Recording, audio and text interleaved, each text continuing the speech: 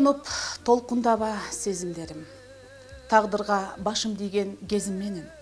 Таалайсыз махабаттан өксүбөйүн, талантты сүйгөндөрдүн эсиндемен. Махабаттан өксүнбөгөн, талантты сүйгөндөрдүн, талантты сүйгөндөрдүн эсиндемен.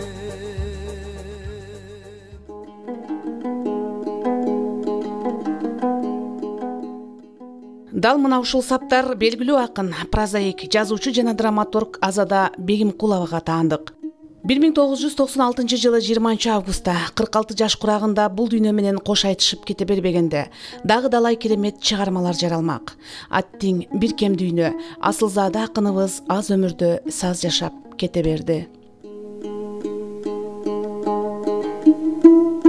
Кылычтайымыздың кетилген кыргыз, кыйын күндөрдө жетилген кыргыз, эркиндик күнгө жете албай зарлап, эшен жыл иштен ezilген кыргыз, жылдыздай көктө тараган кыргыз, жыргалдуу күндү самаган кыргыз, таруудай жайнап таркалып кетип, табышкан кайра талаадан кыргыз. Акын тууралуу буга чейин бир канча эскерүүлөр, телебаяндар, макалалар жарык көрүп келди. Анын чыгармачылыгы кадимки какташ сыңары, канчалык казган сайын өз баалуулугун жоготпой келет. Ар бир күнүн арзууга, жан дүйнөнүн тазалыгына багыштаган акындын өмүр жолу туурасында бир күндүк баян аздык кылчудай. Мен үчүн акча деле кымбат эмес, кичинекей шиленкеден күйүп кетет. Мен үчүн амал деле кымбат эмес, жашым өтсө жашыраагы алып кетет.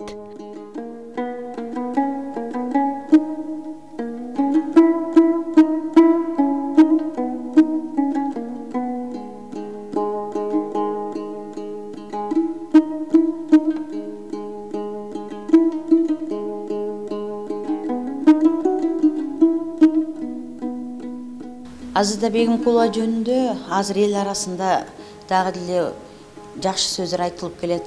Замандаштары, калемдештери, жакындары, бирге жүргөн сырдаштары катары. Мен да өзүмдүн жүрөгүмдө азыр Азада эже жөнүндө көп сөздөр бар. Учурунда баалабай калган, баркына жете албай калган, айткан сөздөрүнүн кадырын түшүнбөгөн нерсени эженин курагына жетип, ошол мезгилдер өткөндө түшүнүп атам да. Азада эжеге жолуккан мезгилде мен өзүм 30 курагына жете эле кезим эле, жаш эле. 10 жыл мурун жолуксаң эмне болот эле дегенде, мен ошол сөзүнө түшүнгөн эмесмин да. Заманымдагы, турмушумдагы, чыгармачылыгымда башкача болор беле деп.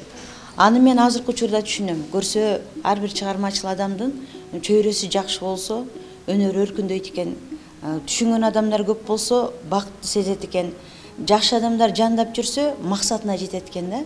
Мына ошол Азада эженин учурунда түшүнгөн чөйрө аз болгон да. Анын ар бир жазган ырлары ачык жазган, сүйүүсүн даңазалаган, бирөөгө болгон сезимин эркектерге тиешелүү мүнөз. Ал өзү аял зат болсо дагы өзүнүн бактысы үчүн өзүнүн жакшы көргөндүгүн билдирчү да. Ал эжедеги бир өзгөчөлүк ушунчалык бетке айткандык, тайманбастык, эр азаматтарга мүнөздүү болгон, биз айткан Жаңыл мырза кыз сайкалдай болуп, оюндагы заманыбызда болуп жаткан терс көрүнүштөрдү дагы чагылдыра бир чоңдуңга чокоюм деген бир жакшы сөз бар эле да. Анан бир эженин кыргызда айтылгандай күлүп жүргөн аялдарды аягыла алар эч ким жок жерде ыйлап алат дегендей, өлөм кетсине деп дайым эл алдына күлүп чыгар эле. Ичинде ит өлүп турса дагы элдин алдына жаркылдап чыгууну ал мага үйрөткөн да. Кайдан гана Асылзада адамдык сезимдин назиктигин, арулугун мынчалык эч ким баалай алган эмес чыгар.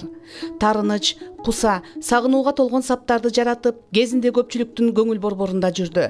Поэзия сүйүүчүлөрдүн жүрөгүнөн орун тапты. Тагдырынын оош кыйыш күндөрүнө карабай чыгармачылыктын туу чокусунда жүрдү. Натыйжада бир канча китептери жарык көрдү. Табиятынан өжөр жаралган кыргыз кызынан жүрөктүн түпкүрүнө жетчү ырлар жаралды.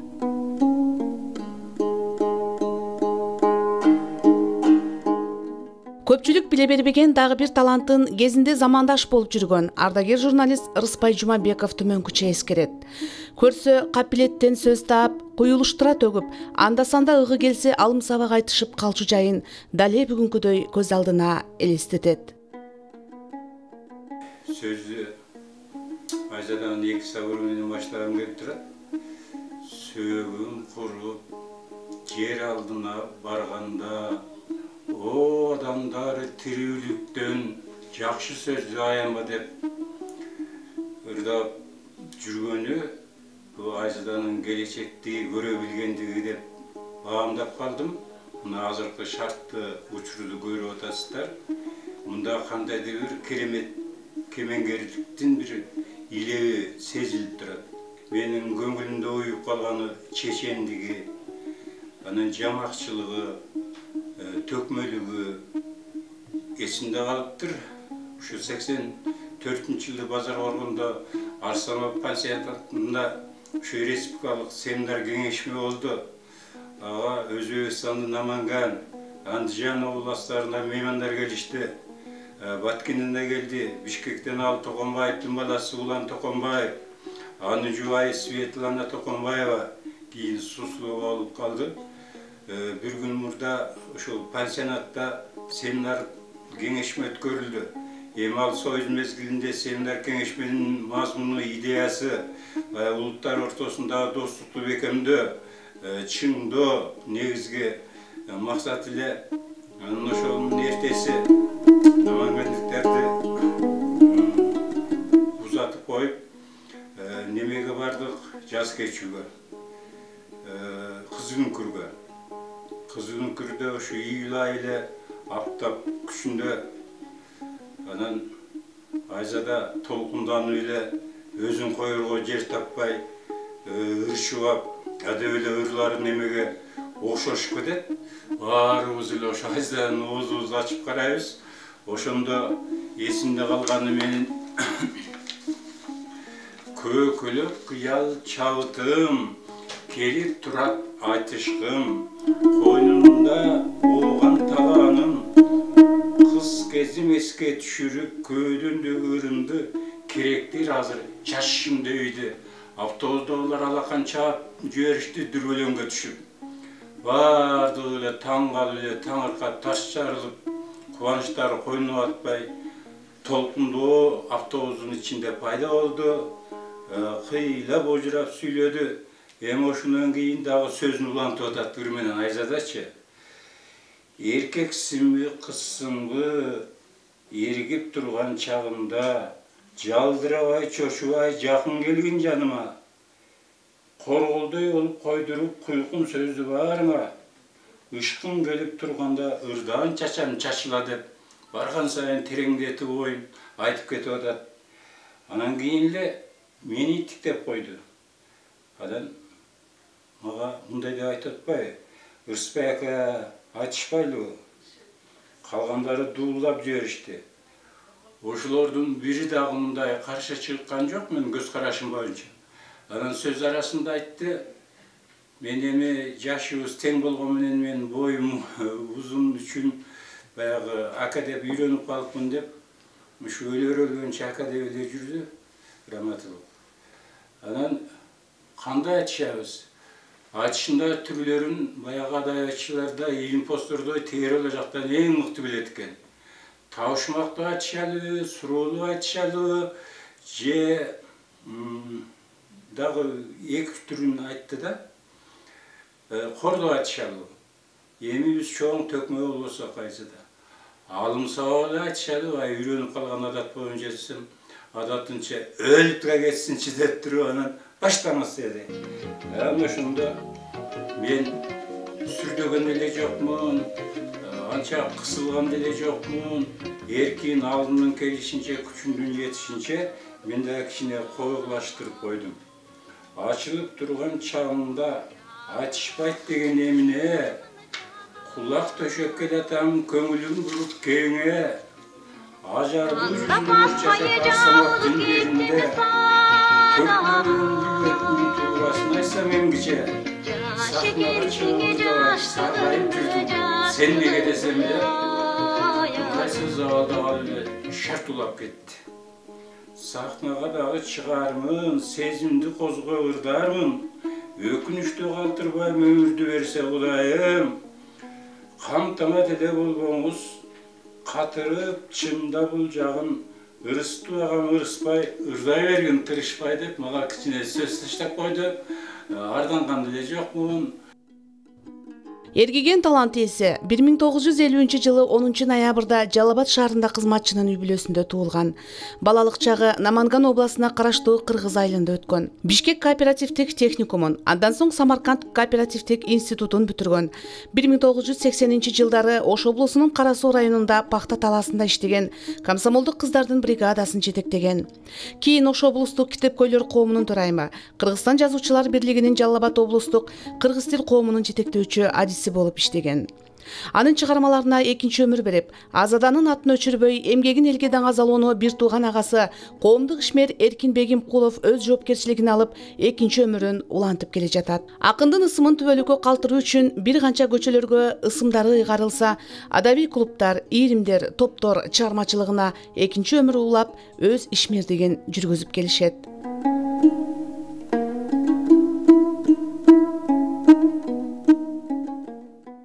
Үй бүлөдө 4-чү бала болчу. Менден улуу акебиз бар, эжебиз бар. Андан кийин менден кийин Азада болчу. Эми балалык чагын айтайын десең, энеден жетим калып, Азада 3 жашында калды. Эми энеси жетимдин мындайча айтканда көрө турган кандай жагдай болсо ошонун бардыгын көрдү. Балким ошондон чыгар, жаш кезинен эле мындай чыйрак, мындай сөзгө чебер, кийин мына жана күйгөн аял кошокчу болот дегендей, ошол жаш кезиндеги өткөн турмушу кийинчелик ушул чыгармачыл жолго барганына түрткү болду окшойт деп ойлойм да. Калып көңүл барысынан чарчаганым кимге айтам, кайгымызды жүрөктү барчаларын кимге айтам, дос деп күткөн жакындын душмандыгын кимге айтам. Меримим адамдарга Алаканда аткан таң, Мүдө, Каяша аттуу китептери кезинде китеп сүйүүчүлөрдүн текчесинен түшчү эмес. Экинчи өмүр аттуу чыгармалар жыйнагы 2000-жылы жарык көрдү. Акындын калеминен жаралган Өтүнүч, Жаштыгыңды аядым, Сизге, Кыргызымдын мырзасы, талантты сүйгөндөрдүн эсиндемин аттуу обон коштогон ырлары али бүгүнкү күнгө чейин эл оозунан түшпөй келет. Толгонуп толкунда бар сезимдерим, тагдырга башым тийген кезим менен, талайсыз махабаттан өксүнбөгөн, талантты сүйгөндөрдөн, талантты сүйгөндөрдөн эсиндемен.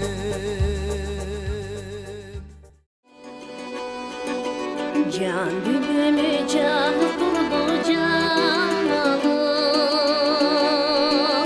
canı çaçıp gidimin çakaradım, canda basmay yalnız gittim sadağa, caş ekensin caşlığını karadım.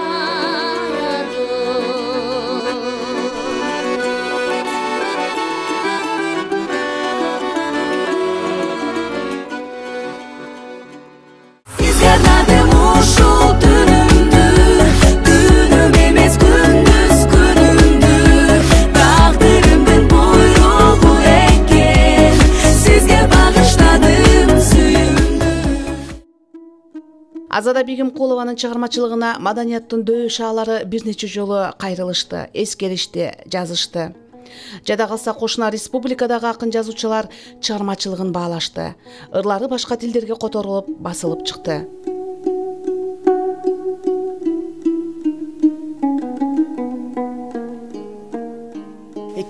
Yıllarda Meryem'im Adamlarga degan kitobini olganman. Mana shu kitobini olib o'qib o'tirib, rosa yig'laganman. Hali o'g'lim Sultonga deb nomlangan she'rida katta bo'lganingda joy-joyiga qo'yib hammasini aytib beraman deganda shu nihoyatda she'rlari yaxshi yozilgan, insoniylik, odamiylik, keyin go'yoki hali Qur'oni Karimda o'qiganday diniy yozilgan, ayniqsa Mag'a qimbat deb nomlangan she'rida nihoyatda go'zal, chiroyli yozgan, ona sifatida ham yaxshi yozgan, yigitlarni yigitday bo'lishga chaqirgan, har tomonlama ayniqsa hali yolg'iz ayollarda qalbini, nafaqat meni minglab ayollarning qalbini kuylagan betakror ayol.